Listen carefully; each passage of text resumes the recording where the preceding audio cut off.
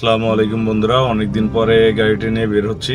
Fitness করার পরে গাড়িটা নিয়ে আর বের হওয়া হয়নি। আজকে আপনাদেরকে জানানোর চেষ্টা করব যে গাড়ির ফিটনেস কিভাবে করা যায়, কোন কোন গাড়ির ফিটনেস লাগে এবং আমার গাড়িটির সদ্য ফিটনেস ফেল হয়ে গিয়েছিল, আমি কিভাবে এটা আপডেট করেছি জানানোর চেষ্টা করব। আজ আমি আপনাদের সাথে শেয়ার করব যে গাড়ির ফিটনেস কিভাবে নিজে কিভাবে ফিটনেস আপডেট করবেন, কোন কোন গাড়িতে ফিটনেস লাগে এবং কি প্রসেসে কিভাবে এটা আপডেট করা যায়। যাদের গাড়ি আছে তাদেরকে প্রতি 2 বছর পর পর, বেশিরভাগ গাড়ির ক্ষেত্রেই, প্রাইভেটের ক্ষেত্রে প্রতি 2 বছর পর পর ফিটনেস সার্টিফিকেট আপডেট করতে হয়। একমাত্র মোটরসাইকেল বাদে বাংলাদেশের যত গাড়ি রয়েছে, বাস, ট্রাক, সিএনজি অর্থাৎ ফুয়েল চালিত যত গাড়ি আছে, সব গাড়ির ক্ষেত্রেই, যেগুলো বিআরটি এর রেজিস্ট্রেশনভুক্ত, সব গাড়ির ক্ষেত্রেই আপনার ফিটনেস প্রয়োজন হয়ে থাকে। আর এই ফিটনেসটাকে আমরা অনেকে ভয় পাই, বিশেষ করে যারা গাড়ি চালাই তারা অনেকে ভয় পাই, যার জন্য আমরা অনেক সময় দেখা যায় যে বিভিন্ন দালালের মাধ্যমে করে থাকি। আমি কিভাবে আমার গাড়ির ফিটনেস পেপার আপডেট করলাম, এই ব্যাপারটা আপনাদের সাথে শেয়ার করতে যাচ্ছি। তো বন্ধুরা, চলে এলাম ডেস্কটপ স্ক্রিনে। এটা আমার ফেস ট্রাভেল বাইকার, আর এটা আমার ইউটিউব চ্যানেল ট্রাভেল বাইকার। আপনারা চাইলে আমার চ্যানেলটি ভিজিট করে দেখে আসতে পারেন এবং ভালো লাগলে সাবস্ক্রাইব করতে পারেন। আমরা সর্বপ্রথম চলে যাব এই ওয়েবসাইটে bspbrt.gov.bd। এখানে আমি ইন্টার করব। ইন্টার করার পরে আমার কাছে এই ধরনের একটা ইন্টারফেস আসবে। আসলে আমার যদি এখানে অ্যাকাউন্ট করা থাকে তাহলে আমি সরাসরি লগ ইন করতে পারবো। যদি অ্যাকাউন্ট না করা থাকে তাহলে আমাকে অ্যাকাউন্ট করতে হবে। তো আমি এখানে পোর্টাল লাগে ইন করতেছি। ইন করলে এই ধরনের একটা ইন্টারফেস আসবে। এখানে দেখুন আছে প্রবেশ করুন, নিবন্ধন।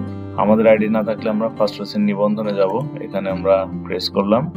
করার পরে এখানে আমাকে যেটা দিতে হবে, সেখানে আপনি যদি একজন নিবন্ধিত ইউজার হয়ে থাকেন তাহলে এখানে ক্লিক করুন। যদি নিবন্ধন থাকে, যদি না থাকে সেক্ষেত্রে আপনাকে এইভাবে নিবন্ধন করতে হবে। আপনার কি কোনো অ্যাকাউন্ট নেই তাহলে এখানে নিবন্ধন করুন। সেক্ষেত্রে আপনার জন্ম তারিখ দিতে হবে, এনআইডির সাথে মিলিয়ে এনআইডি পরিচয় নাম্বার দিতে হবে এবং আপনার যে মোবাইল নাম্বারটি এই এনআইডি দিয়ে তোলা হয়েছে সেই মোবাইল নাম্বারটি এখানে দিয়ে আপনি এখানে আইডি ক্রিয়েট করতে পারবেন। আইডি ক্রিয়েট করার পরে আপনাকে এখানে প্রবেশ করণে যেতে হবে। আমি এখানে প্রবেশ করণ লিঙ্ক দিলাম। আমার যেহেতু অ্যাকাউন্ট আছে, আমার অ্যাকাউন্টটা অলরেডি ওপেন হয়ে গেল। ওপেন হয়ে যাওয়ার পরে এখানে দেখুন কতগুলো ইন্টারফেস দেখাচ্ছে। হোম, ড্রাইভিং লাইসেন্স যদি আমার প্রয়োজন হয়, মোটরযান সংক্রান্ত, রাইড শেয়ারিং, অ্যাপয়েন্টমেন্ট, বিভিন্ন ফি পরিশোধের বিবরণ, এখানে সব আছে। এখানে আমি যেটা করতে পারবো, শিক্ষানবিশ লাইসেন্স সংক্রান্ত তথ্য, এখানে লাইসেন্সের জন্য আবেদন করতে পারবো, লার্নারের জন্য। তারপরে দেখুন এখানে কোনো তথ্য নেই, যেহেতু আমার আছে। ড্রাইভিং লাইসেন্সের জন্য আবেদন এখানে দেখতে পারবো।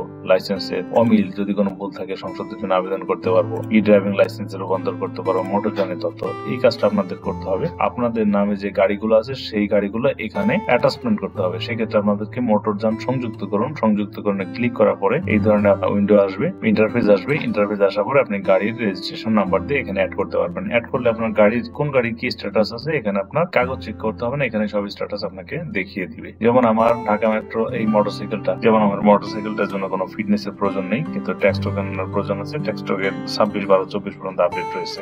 এটা স্ট্যাটাস এখানে দেখাচ্ছে। আমার গাড়ি রিসেন্টলি যেটা আপডেট করলাম সেটা এখানে দেখাচ্ছে 9/11/26 পর্যন্ত আপডেট কৃত। তো এখানে কোনো কিছু নাই, দেখেন সব সবুজ। আর একটা গাড়ি আছে আমার অফিসে, সেটাও এখানে সবকিছু আপডেট আছে। যখন আপনার এরকম থাকবে তখন এই যেটা প্রয়োজন হবে তখন আসবে ফি পরিশোধ করুন। যেটা ডিউ হবে সেক্ষেত্রে আর ফি পরিশোধ করুন আসবে। ফিতে পরিশোধ করলে এখানে আপনাকে দেখাবে যে কয় টাকা আপনার ডিউ বা পেন্ডিং রয়েছে। কিন্তু যেহেতু এখন রাত 12টা বাজে, তাই এটা দেখাচ্ছে না, কারণ অনলাইন পেমেন্ট 6টা থেকে 10টার সময়ের মধ্যে করা যাবে। অর্থাৎ আপনার এই পেমেন্ট সিস্টেমটা, ইনফরমেশনটা এটা সকাল 6টা থেকে 10টা পর্যন্ত হয়ে থাকে। তো এখন যেহেতু রাত 12টা, তাই এটা করা যাচ্ছে না। আপনারা এইভাবে দেখবেন, দেখার পরে চলে যাবেন ব্যাংকের লিস্টে। ব্যাংক কোথায় পাবেন, এখানে বিআরটিএ সার্ভারে গেলে বিআরটিএ, আমি আবার আপনাদেরকে দেখাই। এখানে গুগলে যাওয়ার পরে আপনি যাবেন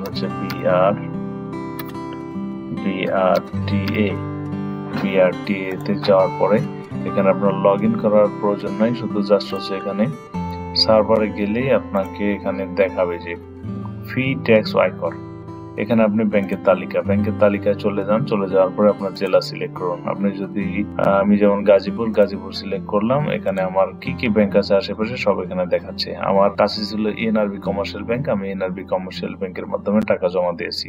এরপরে টাকা জমা দেওয়ার পরে আমাকে অ্যাপয়েন্টমেন্টের সময়সূচি নিতে হবে। এখানে অ্যাপয়েন্টমেন্ট সময় নির্ধারণ করুন। অ্যাপয়েন্টমেন্টের সময় নির্ধারণের ক্ষেত্রে এখানে পোর্টালে প্রেস করলে আপনার এখানে দেখাবে কিছু নির্দেশনা, যেমন মটনজনটি অবশ্যই বিএসপি পোর্টালে সংযুক্ত করে নিতে হবে। আপনার ওই যে অ্যাড করে নেবেন প্রথমে। ফিটনেস মেয়াদের উত্তীর্ণ তারিখের 15 দিন পূর্বে ফিটনেস অ্যাপয়েন্টমেন্ট গ্রহণ করা যাবে, অর্থাৎ আপনার ফিটনেসের মেয়াদের 15 দিন আগে থেকে আপনি ফিটনেসের জন্য আশেপাশে যে বিআরটি গুলো আছে সেখানে নিবন্ধনের জন্য অ্যাপ্লাই করতে পারবেন। মটনজনটি পরিদর্শকের নিমিত্ত সংশ্লিষ্ট সার্কেল অফিসে হাজির করতে হবে। যেখানে আপনি রেজিস্ট্রেশন করবেন বা স্লট পাবেন সেখানে আপনি গাড়ি সহ উপস্থিত হতে হবে। মোটরজনের ফিটনেস নবায়নের পূর্বে সকল বকেয়া পরিশোধের মানি রিসিপ্ট সংগ্রহ করতে হবে।